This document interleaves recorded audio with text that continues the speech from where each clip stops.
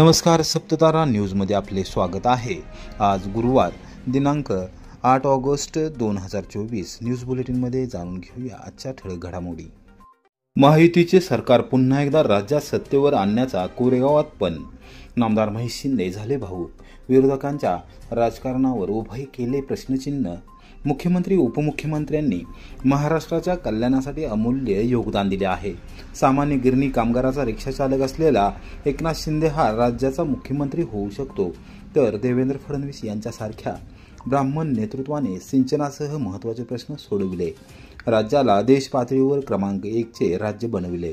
ज्याने मराठा समाजाला आरक्षण दिले, या नेतृत्वाचा विरोधकांना पोटशूळ उठला आहे। आपण 30 वर्ष सत्तेत असताना प्रश्न सोडवू शकलो नाही, मात्र एकनाथ शिंदे व देवेंद्र फडणवीस यांनी हे प्रश्न सोडवल्याचा राग विरोधकांना आहे। सामान्य जनतेने आपल्याला सर्व काही देणाऱ्या महायुती सरकारच्या पाठीशी ठामपणे उभे राहायचे आहे। हे सरकार पुन्हा एकदा राज्यात आणायचे आहे, असा पण आपण सर्वांनी माझ्या वाढदिवसाच्या दिवशी करूया, असा निर्धार कृष्णा खोरे विकास महामंडळाचे उपाध्यक्ष नामदार महेश शिंदे यांनी केला। यावेळी ते प्रचंड भावूक झाले होते, त्यांना अश्रू अनावर झाले होते। कोरेगाव विधानसभा मतदारसंघातर्फे नामदार महेश शिंदे यांचा वाढदिवस गुरुवारी उत्साहात साजरा करण्यात आला। कोरेगावातील जितराज मंगल कार्यालयात झालेल्या अभिषेचन सोहळ्यात सत्काराला उत्तर देताना नामदार शिंदे बोलत होते। व्यासपीठावर जिल्हा बँकेचे संचालक सुनील खत्री, जिल्हा नियोजन समितीचे सदस्य राहुल प्रकाश बर्गे, जिल्हा परिषदेचे माजी सदस्य संदीप भाऊ शिंदे, कोरेगाव विकास आघाडीचे अध्यक्ष तथा प्रथम नगराध्यक्ष प्रशांत उर्फ राजाभाऊ बर्गे, कोरेगाव तालुका संजय गांधी निराधार व स्वावलंबन योजना समितीचे अध्यक्ष विजयराव घोरपडे, नगराध्यक्षा सौ दीपाली महेश बर्गे, उपनगराध्यक्ष सुनील दादा बर्गे, जिल्हा दूध संघाचे माजी अध्यक्ष शाहूराज फाळके यांच्यासह सर्वच प्रमुख पदाधिकारी कार्यकर्ते यावेळी उपस्थित होते। यावेळी नामदार महेश शिंदे यांचा नागरी सत्कार करण्यात आला। संदीप भाऊ शिंदे यांनी स्वागत व प्रास्ताविक केले। सुनील खत्री, राहुल प्रकाश बर्गे, प्राचार्य अनिल बोधे यांची भाषणे झाली। जनतेची नाळ असणारी लोक आपल्याला पुढे घ्यायचे। पोटशूळ कुठला आहे? पोटशूळ एकच आहे। अरे एकनाथ शिंदे रिक्षा चालवणारा होता, एका गिरणी कामगाराचा पोरगा महाराष्ट्राचा मुख्यमंत्री होतो। हा पोटशूळ पहिल्यांदा या घरंदाज लोकांच्या पोटात उठलेला गोळा आहे।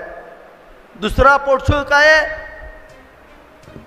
देवेंद्र फडणवीस मराठ्याचा नाहीये, ब्राह्मण आहे, तरी पण त्यानं आज मराठ्यांची घरं चांगली करण्यासाठी लाखो कोटी रुपये सिंचनासाठी या ठिकाणी दिले आणि सगळ्या महाराष्ट्रातल्या शेतकऱ्याला सुखी आणि समृद्ध करायचं काम केलं। हा पोटशूळ सगळ्यांचा आहे, लक्षात घ्या। आणि या पोटशूळमुळं आज ह्यांचं हृदय धडधडतंय। आपलं उभं आयुष्य गेलं, ज्या मराठा समाजाचं नाव घे त्यांचं उभं आयुष्य गेलं, त्या मराठा समाजाला पाण्यापासून वंचित कुणी ठेवलं? त्या मराठा समाजाला पाण्यापासून वंचित कुणी ठेवलं? आज कोरेगाव तालुक्याचा 72% भाग सिंचनापासून वंचित आहे। त्याला कोण जबाबदार आहे? आज जो सिंचनापासून वंचित भाग होता, जो समाज आरक्षणापासून वंचित होता, याला आरक्षण द्यायचं काम पहिल्यांदा कुणी केलं असेल तर देवेंद्र फडणवीसनं केलं। आणि म्हणूनच आज ह्यांच्या पोटामध्ये पोटशूळ उठलेला आहे, लक्षात घ्या। आज जातीयवाद का पसरवला जातोय? आपण ह्या समाजाचे असून आपण ह्यांना काही करू शकलो नाही, हे त्यांना सलतंय, म्हणून त्यांच्यावरती टीका केली जाते।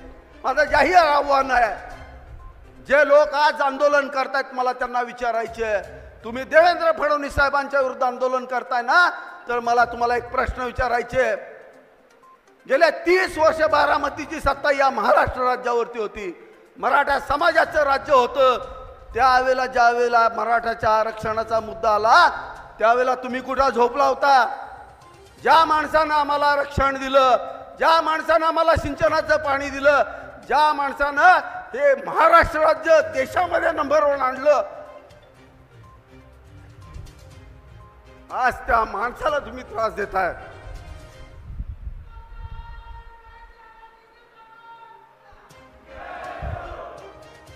आपल्या सगळ्यांना लक्षात ठेवलं पाहिजे, जे आपल्यासाठी लढतात त्याच्यासाठी आपण लढलं पाहिजे. आणि तुम्ही आजपर्यंत ती साथ आम्हाला दिलेली आहे आणि ती साथ आपण सगळ्यांनी घ्यायची आहे. आज ज्या देवेंद्र फडणवीस साहेबांनी, ज्या एकनाथ शिंदेनं हा महाराष्ट्र घडवायचं काम केलं, त्याला पूर्ण ताकद द्यायचं काम आज आपल्याला सगळ्यांना करायचं आहे. आणि इथनं पुढं उठल्यानंतर प्रत्येक कार्यकर्त्यांना पेटून उठून काम करायचं आहे. ज्यांनी आपल्याला दिलं त्याची ऋण फेडायची वेळ आज आपल्याकडे आलेली आहे. आणि म्हणून मी सगळ्यांना माझ्या वाढदिवसाच्या निमित्तानं या ठिकाणी आवाहन करतो, या राज्याची सत्ता आपल्याला कसल्याही परिस्थितीमध्ये, ज्या लोकांनी आपलं आयुष्य सुखी आणि समृद्ध केलं त्या लोकांसाठी आपल्याला समर्पित करायचंय आणि त्याच्यासाठीच आपल्याला लढायचंय. हा पण आज आपण सगळ्यांनी या ठिकाणी करूया. कोरेगावच्या शाहूनगरमध्ये व्यावसायिकाची दुचाकी अज्ञाताने जाळली. कोरेगाव पोलीस ठाण्यात गुन्हा दाखल. कोरेगाव शहरातील शाहूनगर उपनगरामध्ये घराजवळ रस्त्याकडेला उभी केलेली बजाज डिस्कवर दुचाकी अज्ञात व्यक्तीने काही कारण नसताना पेटवून देऊन जाळली आहे. ही घटना बुधवारी मध्यरात्री 2 वाजण्याच्या सुमारास घडली.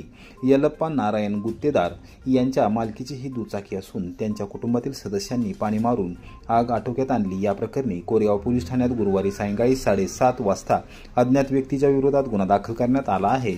यल्लप्पा गुत्तेदार यांचा शाहूनगर येथे व्यवसाय आहे. त्यांनी नेहमीप्रमाणे सायंकाळी 5 वाजता आपल्या घराशेजारी रस्त्यावर बजाज डिस्कवर दुचाकी उभी केली होती. रात्री 11:15च्या सुमारास त्यांचा मुलगा कर्णिक हा MIDCतून कामावरून घरी परतला होता. त्यावेळी त्याला दुचाकी व्यवस्थित उभी असल्याचे दिसून आले होते. रात्री 2 वाजण्याच्या सुमारास जोरात आवाज झाल्यानंतर गुत्तेदार कुटुंबीय जागे झाले आणि त्यांनी घराबाहेर जाऊन पाहिले असता दुचाकी जळत असल्याचे दिसून आले. कुटुंबातील सदस्यांनी तातडीने आग आटोक्यात आणली. या प्रकरणी यल्लप्पा नारायण गुत्तेदार यांनी दिलेल्या फिर्यादीवरून कोरेगाव पोलीस ठाण्यात अज्ञात व्यक्तीच्या विरोधात दुचाकी पेटवून दिल्याबद्दल गुन्हा दाखल करण्यात आला आहे. पोलीस निरीक्षक घनश्याम बल्लाळ यांच्या मार्गदर्शनाखाली महिला पोलीस हवालदार भुजबळ तपास करत आहेत.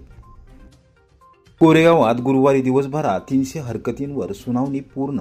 आमदार शशिकांत शिंदे यांच्या वतीने वकिलांचे पॅनलने पाहिले. सर्वसामान्य मतदारांच्या वतीने न्यायालयीन कामकाज.